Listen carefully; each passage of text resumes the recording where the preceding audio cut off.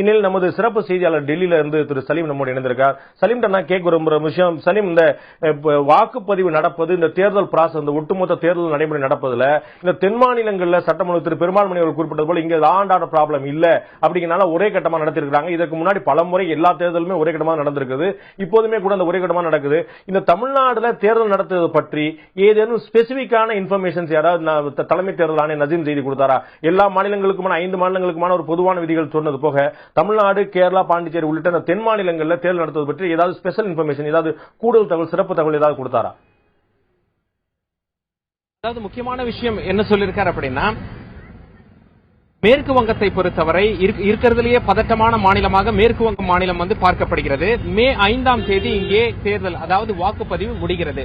பெரும்பாலும் எந்தெந்த மாநிலத்தில் எப்பப்ப தேர்தல் நடத்தலாம் அப்படிங்கறத எப்படி முடிவு பண்றாங்க அப்படின்னு சொல்லிட்டு நம்ம தேர்தல் ஆணையத்திடம் கேட்கும் பொழுது அவங்க என்ன சொன்னாங்க அப்படின்னா, எங்க கிட்ட துணை ராணுவத்தினர் எத்தனை பேர் கையில் இருக்கிறார்கள், முதல்ல பதட்டமான மாநிலங்கள் எது அப்படிங்கறத அங்க அவங்கள டியூட்டில போட்டு அவங்க அங்க எலெக்ஷன் நாங்க நடத்தி முடிச்சிருவோம். மே 5 மேற்கு வங்கத்துல எலெக்ஷன் நடத்தி முடிச்ச பிறகு அவங்க ட்ரெயின்ல அங்கிருந்து மேற்கு வங்கத்துல இருந்து கிளம்பி தமிழகத்துக்கும் கேரளாவிற்கும் புதுச்சேரிக்கும் வர வேண்டும்.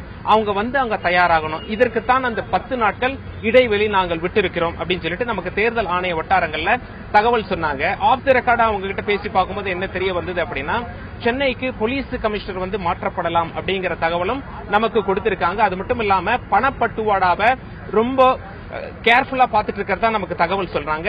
அனைத்து கட்சி கூட்டம் இன்னும் 2 நாட்கள்ல தேர்தல் ஆணையம் டெல்லியில நடத்தவிருக்காங்க அப்படிங்கறதையும் நமக்கு தேர்தல் ஆணையம் தகவல் சொல்லியிருக்காங்க. பணப்பட்டுவாடா, அது மட்டும் இல்லாம ரவுடிசம், யாராவது எங்கேயாவது வாக்குப்பதிவு நடப்பதை யாராவது தடுத்து நிறுத்தினால் மிக கடுமையாக நடவடிக்கை எடுக்கப்படும் அப்படின்னு சொல்லியிருக்காங்க. தமிழகத்தை பொறுத்தவரை 65,000த்திற்கும் மேற்பட்ட வாக்குச்சாவடிகள் இருக்கும் அப்படிங்கிற ஒரு தகவல் சொல்லியிருக்காங்க. பெரும்பாலும் தமிழகம், கேரளா, பாண்டிச்சேரியில அமைதியாகவே எலெக்ஷன் நடக்கும் அப்படிங்கறத நாங்க நம்புறோம். பட் இருந்தாலும் ரொம்ப துரிதமாக பார்த்து கொண்டிருக்கிறோம்.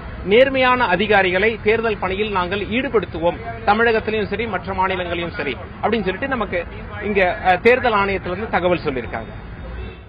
திரு சலீம், நான் இன்னொரு கேள்வி தெரிஞ்சுக்க விரும்பும், இந்த பணப்பட்டுவாடாவை தடுப்பது பற்றி எதிரும் இருக்காரு. தமிழ்நாட்டில் கிட்டத்தட்ட ஒரு 10-15 ஆண்டுகளாக வாக்காளர்களுக்கு பணம் கொடுப்பது மிக பிரபலமாக பேசப்படுகிறது. திருமங்கலம் ஃபார்முலா, ஸ்ரீரங்கம் ஃபார்முலா, புதுக்கோட்டை, சங்கரங்கோயில், எந்த ஊர்ல தேர்தல் நடந்தாலும் அதை வச்சு ஒரு ஃபார்முலா அப்படின்னு சொல்ல முடியும். ஒரு புதிய சமன்பாடுகளை நம்ம ஊர்ல உருவாக்கி விட்டதை நம்ம பார்க்கிறோம். இந்த பணப்பட்டுவாடாவை தடுப்பதற்காக ஏதேனும் விசேஷ நடவடிக்கைகள் இந்த முறை தேர்தல் ஆணையம் மேற்கொண்டிருக்கிறதா? இது தொடர்பாக நசீம் செய்தி ஏதாவது குறிப்பிட்டாரா? தேர்தல் ஆணையர் ஏற்கனவே என்ன சொல்லியிருந்தார் அப்படின்னா, இன்ஃபேக்ட் இந்த பிரஸ் மீட்ல என்ன கேட்டிருந்தாங்கன்னா, இந்த மாதிரி தமிழகத்தில் நடக்க போற பணப்பட்டுவாடாவை நீங்க எப்படி தடுத்து நிறுத்த போறீர்கள், ஒவ்வொரு தேர்தலிலும் இந்த மாதிரி பணப்பட்டுவாடா கம்ப்ளைண்ட்ஸ் வந்துட்டு இருக்கு அப்படின்னு சொல்லி கேட்டதுக்கு அவர் என்ன சொல்றாரு அப்படின்னா, ஏற்கனவே நாங்கள் இன்கம் டாக்ஸ் டிபார்ட்மெண்ட்டை அலர்ட் பண்ணிட்டோம். அது மட்டும் இல்லாம ஒவ்வொரு வேட்பாளரும் எவ்வளவு பணம் செலவு பண்றாங்க அவர்களுடைய தொகுதியில அப்படிங்கறத நாங்க ரொம்ப க்ளோஸா வாட்ச் பண்ணிட்டு இருக்கோம். யாராவது அளவுக்கு மீறி செலவு பண்ணாங்க அப்படின்னு சொல்லி தெரிஞ்சா ஏற்கனவே இன்கம் டாக்ஸ் அலர்ட்டா இருக்காங்க. அது மட்டும் இல்லாம எங்களுடைய லோக்கல் ஆபீசர்ஸ் நாங்க அலர்ட் பண்ணி வச்சிருக்கோம். நிச்சயமாக அவங்க துரிதமா செயல்படுவாங்க.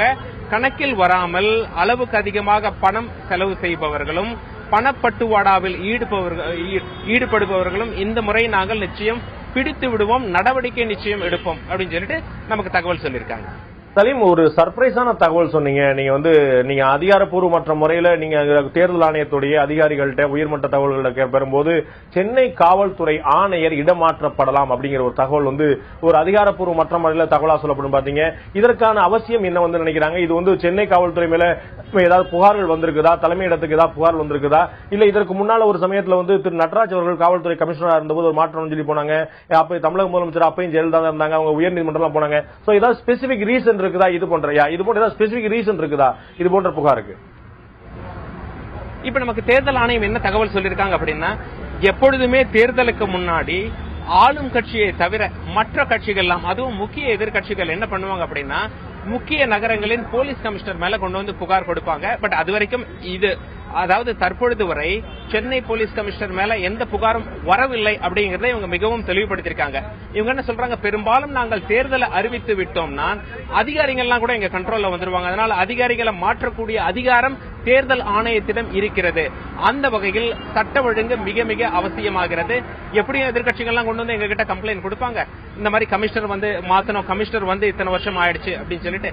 அது மட்டும் இல்லாம ஏற்கனவே வந்து தமிழகத்தை பொறுத்தவரை இருக்கும் கமிஷனர், அதாவது சென்னை போலீஸ் கமிஷனர் கணிசமான காலம் பதவியில் இருந்து விட்டார் என்பதால் மாற்றக்கூடிய அவசியம் எங்களுக்கு 99.9% நேரிடும் அப்படிங்கிற மாதிரி நமக்கு ஆஃப் தி ரெக்கார்ட்ல அதிகாரப்பூர்வம் இல்லாத நமக்கு தகவல் சொன்னாங்க.